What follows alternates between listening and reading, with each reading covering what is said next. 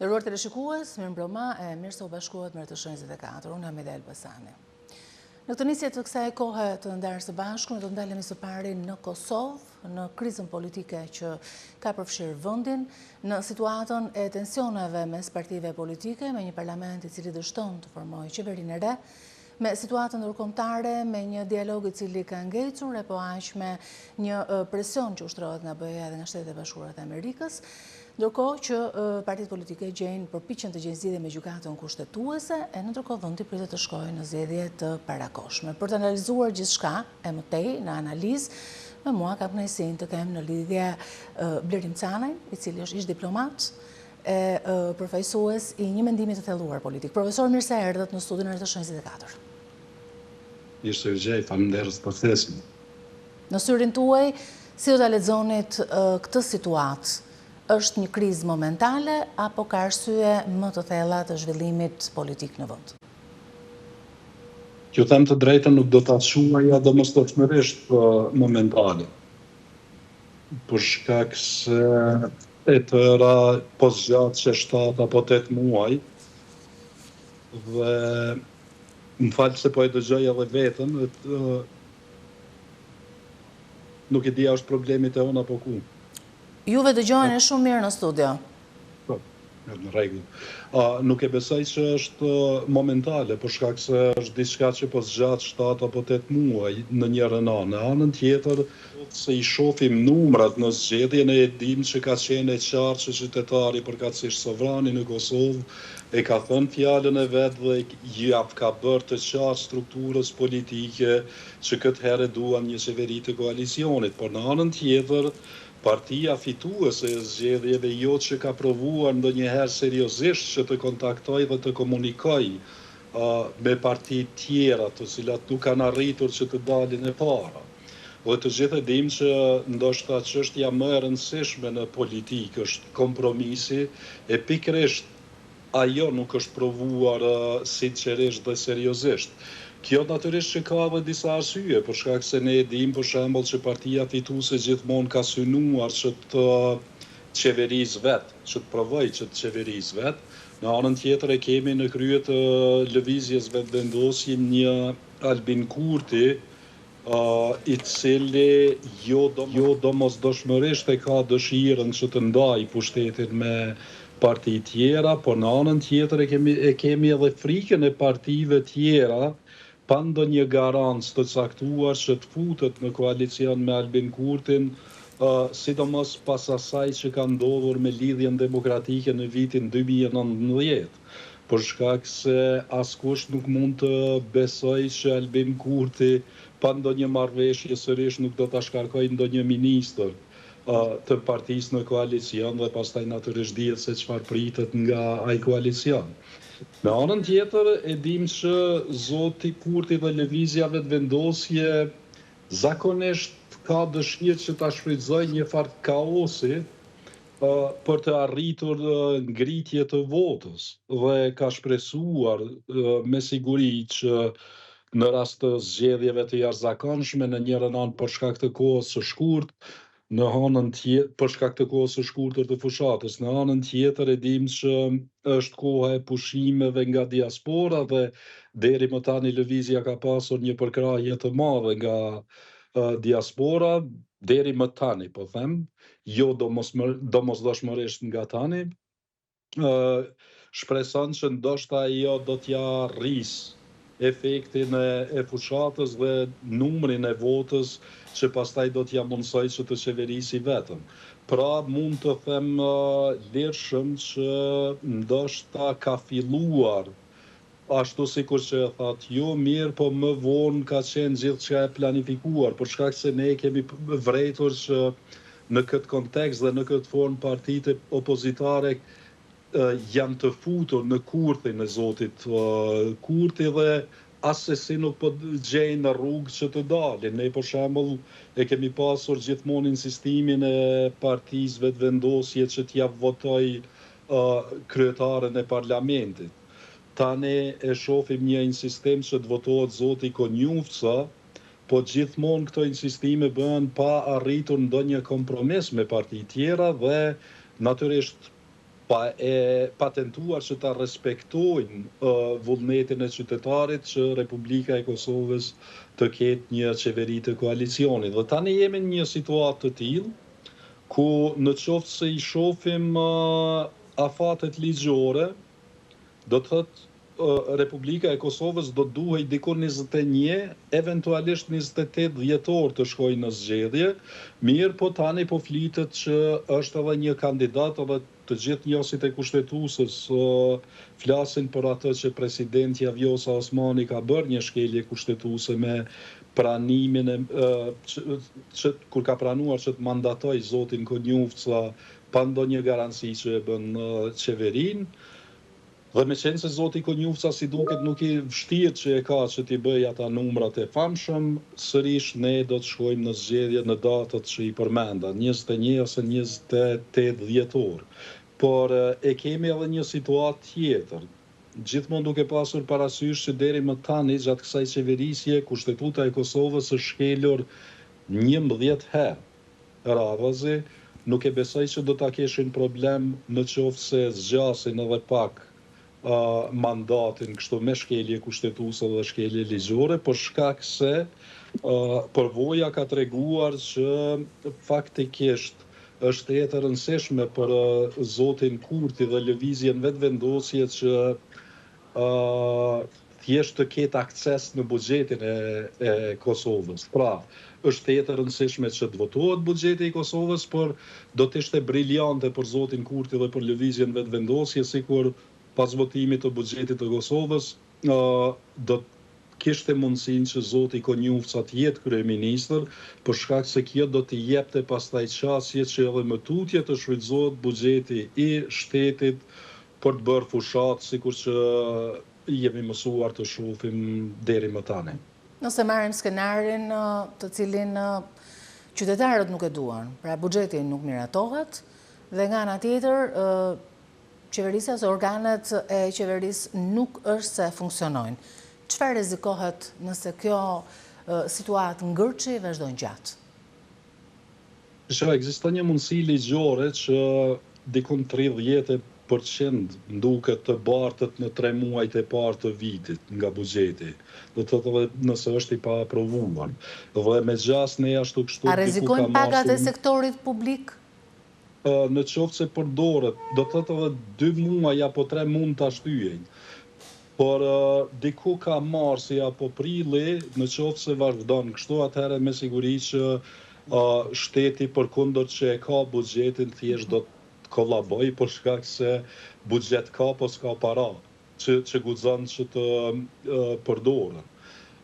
Ndoshta edhe kjo është qëllimi politik i ndonjë subjekti politik, në qoftë se nisemi nga ai parimi i shumë udhëhecësve të cilët me dëshirë përdorin varfrinë për të qeverisur, por po shpresoj që nuk ka shkuar deri aty që thjesht ta përjetojmë edhe këtë. Por sido që t'jetë, edhe në qoftë se tani shkojmë në zgjedhje.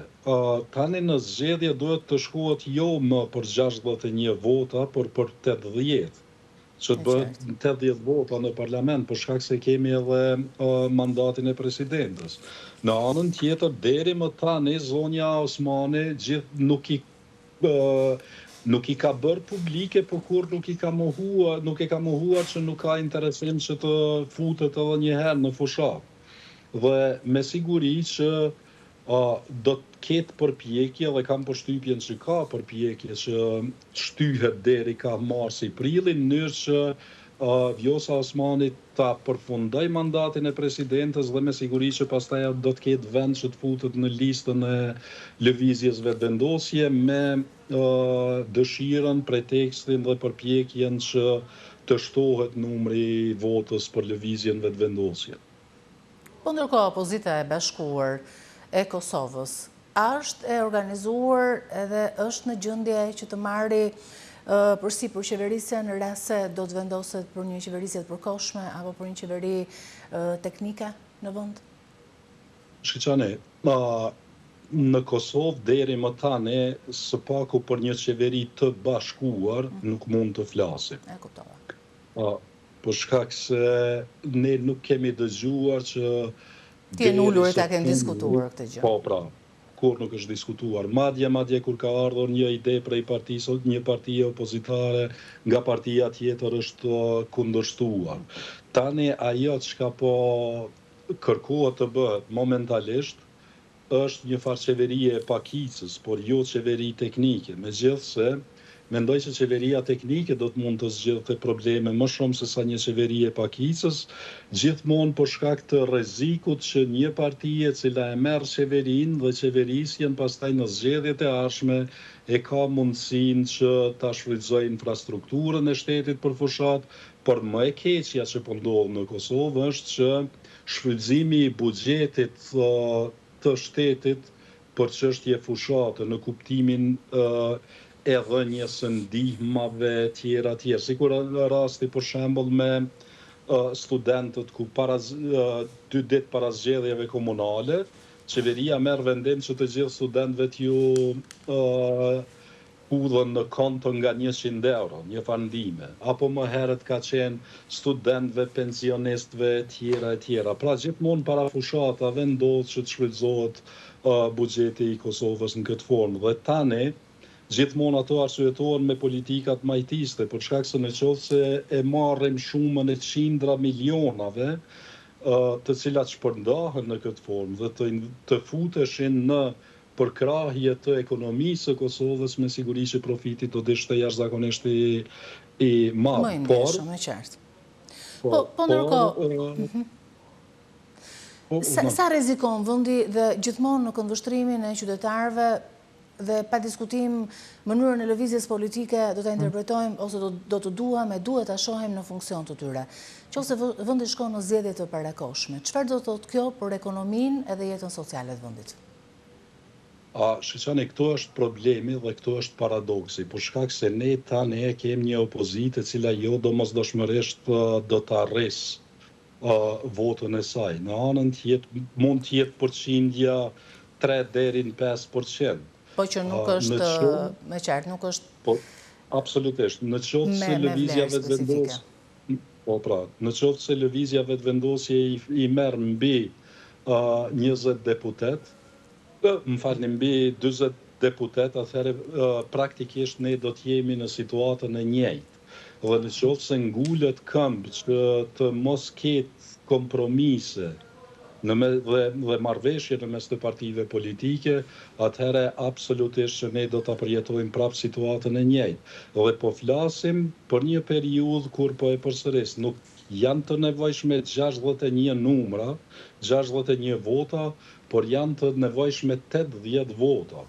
Po natyrisht që kjo pastaj kur fola për kurthin në të cilën është futur opozita, është edhe çështja te ajo që kryetari i parlamentit bëhet ushtrues detyre i presidentit pastaj.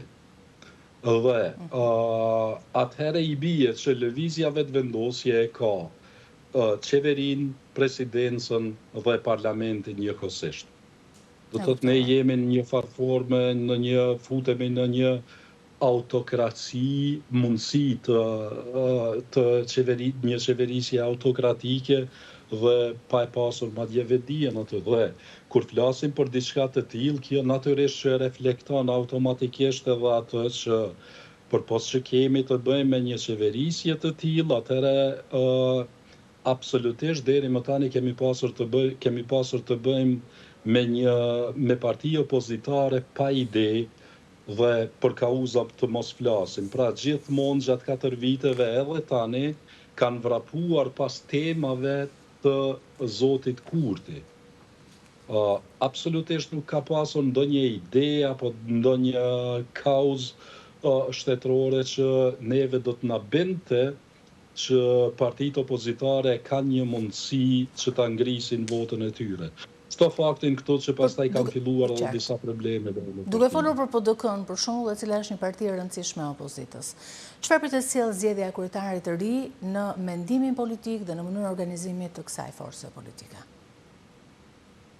Shqyqani, unë mendoj që në njërin anë dorëheqja e kryetarit aktual ka të bëjë në një farforme dhe nga ikja e një farë përgjithësie, për shkak se t'ju them të drejtën, gjatë kësaj periudhe brenda PDK-s, natyrisht tash nuk dua që ta shoh vetëm anën negative të menaxhimit të partisë, por çka ka ndodhur? Janë disa degë të partisë në qytete të ndryshme pothuajse janë shuar të tërat. Në anën tjetër e kemi pasur problemet në disa komuna ku kryesia e degës e partisë ka intervenuar me kandidat dhe pikërisht në ato pjesë ku ka prekur kryesia e partisë, pikërisht në ato qytete ka qenë dështimi fiasko i partisë. Ndërsa sot, madje ka edhe disa ide që forma se si po zgjidhet kryetari i ri i Partisë Demokratike duket që të mos jetë për të përshëndetur për shkak të mos ndjekjes së demokracisë, madje kanë filluar dyshime që personi i cili tani më është propozuar direkt nga ish-kryetari i partisë zoti Memli Krasniqi dhe po shifet sikur zoti Memli Krasniqi po tërhiqet që t'jetë prap ai në parti. Dhe prej shumë simpatizantëve, por edhe prej shumë antarëve dhe delegatëve të partisë nuk po shihet me simpati. Dhe tani e kemi, për shkak se këtë çështje i pari që e ngriti është zoti Enver Hoxhaj, edhe t'ju them të drejtën, zoti Hoxhaj është deri më tani me siguri një person me një ndikim dhe impakt të madh, jo vetëm brenda partisë, jo vetëm në Republikën e Kosovës, por edhe jashtë Kosovës dhe merret si një prej figurave më intelektuale momentalisht që i ka partia dhe ai ka vërejtje për demokracinë në parti dhe formën se si po planifikohet që të zhvillohet konventa të hënën, ku do dalë me gjas një kryetar i ri, por si duket është mbajtur shumë prapa shpinës, apo janë bërë ato farë përgatitjet dhe planet prapa shpinës së kryesisë. Dhe kjo natyrisht që mund të nuk i bën nder as partisë as politikës së fundit. Absolutisht.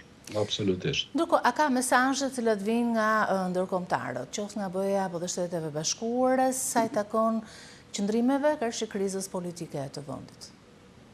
Po, me gjas ka pasur takime, me gjas ka pasur edhe përpjekje që të bëjnë presion të partit, sipas informatave që i ka mund, të cilat jo domosdoshmërisht mund të jenë të sakta, që them të drejtën,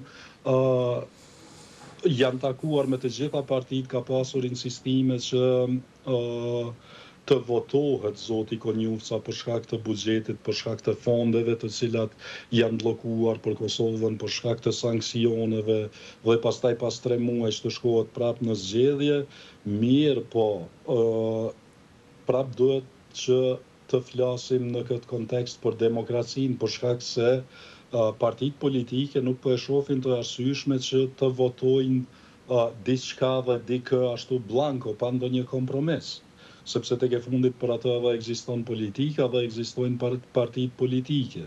Është edhe nuk prest, ju them të drejtën, nuk jam optimist që do të mund të bëhet një qeveri, ka të ngjarë që partitë do t'i lënë deputetët e tyre që të votojnë si të duan ata sipas mendjes së tyre, dhe ndoshta nxjerret ndonjë vot sa për ta bërë një qeveri provizore.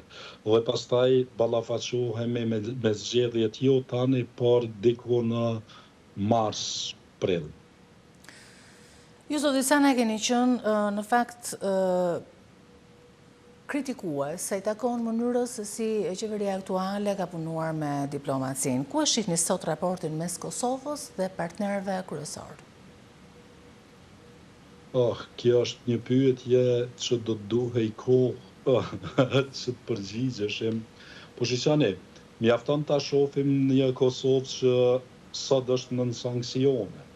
Mjafton ta shohim një Kosovë, apo e kemi përjetuar se si shtetet tona amike dhe aleate, madje mund të them leshëm edhe shtetet si Shtetet e Bashkuara të Amerikës që kanë qenë bashkëhisedar të lirisë dhe pavarësisë, madje edhe shtetformimit, kemi parë duke kritikuar dhe duke thënë qartazi se marrëdhëniet e Shteteve të Bashkuara të Amerikës janë të ftohura me Kosovën. Në anën tjetër, kemi parë eksponentët e Bashkimit Evropian të thuan të njëjtën.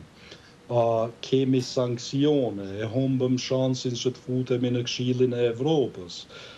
Nuk kemi vizita. Çfarë duhet ishte bërë ndryshe? Çfarë duhet ishte bërë ndryshe nga qeveria e Kosovës në kontekstin diplomatik të sjelljes? Shumë e thjeshtë.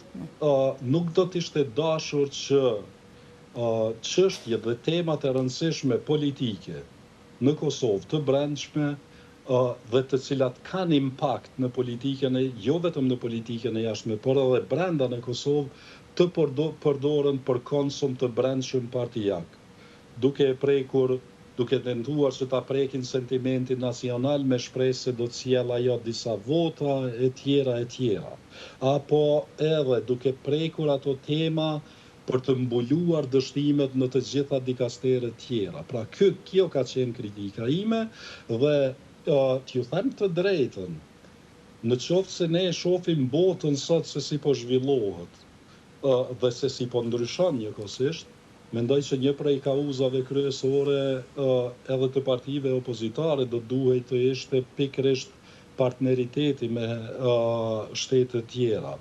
Nevoja e partisë në pushtet që gjithmonë të ndërtoj një armik, nëse nuk ekziston ai madje të ndërtoj edhe stereotipe, thjesht e ka sjellur vendin këtu ku jemi. Madje mund të them lirshëm, për shkak se është diskutuar e di kjo temë. Mjafton ne ta shohim marrëdhëniet e tona, përkatësisht të qeverisë tonë me Shqipërinë. Duhet ta them një çështje të qartë, për shkak se 11 vite i kam kaluar në diplomaci. Gjithmonë kur nuk kemi mundur të futemi ne si Kosovë. Thjesht ka qenë Shqipëria aty dhe ka qenë sikur me qenë ne. Unë absolutisht e di që edhe në tutje është ashtu.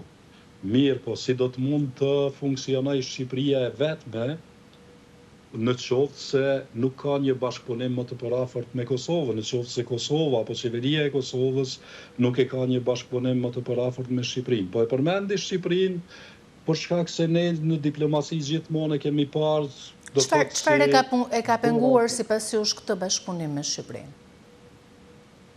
Unë mendoj që përpjekja e Zotit Kurti që të përzihet në zgjedhje atje ka qenë diçka shumë e tepërt. Dhe e dyta. Pra pjesëmarrja e vetëvendosjes në proces zgjedhor në Shqipëri, po thoni.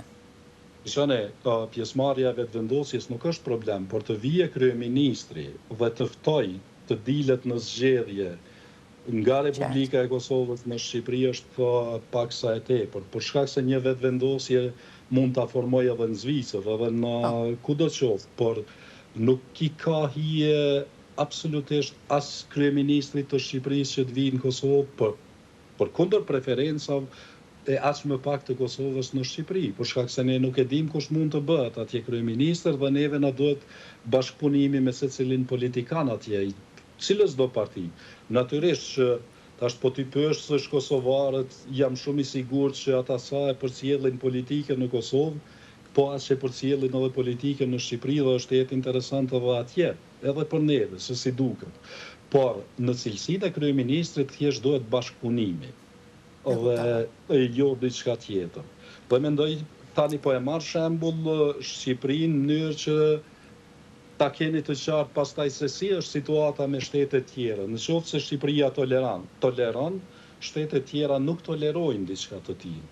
Dhe mendoj që kjo prishja me partnerët e dëmton jashtëzakonisht shumë Kosovën, për shkak se sikur që e dim, shtetet mbijetojnë për shkak të aleancave dhe partneriteteve. Dialogu Kosovë-Serbi është një çështje e cila është me interes. Si e shihni Kosovën në çfarë pozite? Është më fort, më dobët se 2-3 vjet më parë, e nga ana tjetër çfarë duhet të bëj në mënyrë që të mos e humbas mbështetjen në këtë proces dialogu? Shqiqani, në qoftë ne e dim që tani në fokus të dialogut është pikërisht asociacioni i famshëm. Dhe kam përshtypjen që qeveria aktuale e deri tanishme nuk e ka marrë aq seriozisht këtë farë çështje sa është. Për atë arsye edhe ka pas folur për e konsiderante dialogun prioritet 7, 8, 3, 4, do të thotë luante me atë gjuhën populiste dhe demagogjinë e përdorur, duke u munduar ta bëj irrelevante, ndërkohë që dialogu ishte në realitet prioriteti të gjitha prioriteteve. Në kuadër të kësaj pastaj kryeministri Kurti u zotua për diçka në Bruksel dhe pastaj na erdhi një aneks i Ohrit dhe në fund ekspertët juridik dhe kushtetues erdhën në përfundim që ajo për çka është zotuar zoti Kurti në Bruksel faktikisht është një ato pikat të cilat janë aty janë një kushtetut formale dhe kur na erdhi kushtetut formale për pakicën sërbe. Dhe kur na erdhi draft statuti, na erdhi një draft që brenda saj kishte edhe kompetenca ekzekutive. Dhe kjo i kishte tejkaluar të gjitha ato që ishin paramenduar se si duhet të jetë një asociacion, kundër të cilët kishte luftuar Kurti. Dhe tani jemi në një situatë goxha të rëndë që në sytë e me, secili politikan që arrin që ta rinegocioj draft statutin e asociacionit do të ishte për mua politikani më i suksesshëm sa i përket politikës së jashtme. Zoti Canaj, falenderoj shumë për opinionet dhe qëndrimet tuaja, sidomos për në kontekstin e të përmirësuarit të klimës politike, jo vetëm brenda vendit, por edhe me ndërkombëtarët. Faleminderit shumë që ishit me ne në Rrëtashën 24. Nderuar teleshikues, do të kemi vetëm një blok të shkurtër publicitar e më njëherë më pas në intervistë me ne drejt për drejt për të folur për projekt buxhetin 2026 do të jetë deputetja socialiste Ilva Gjuzi.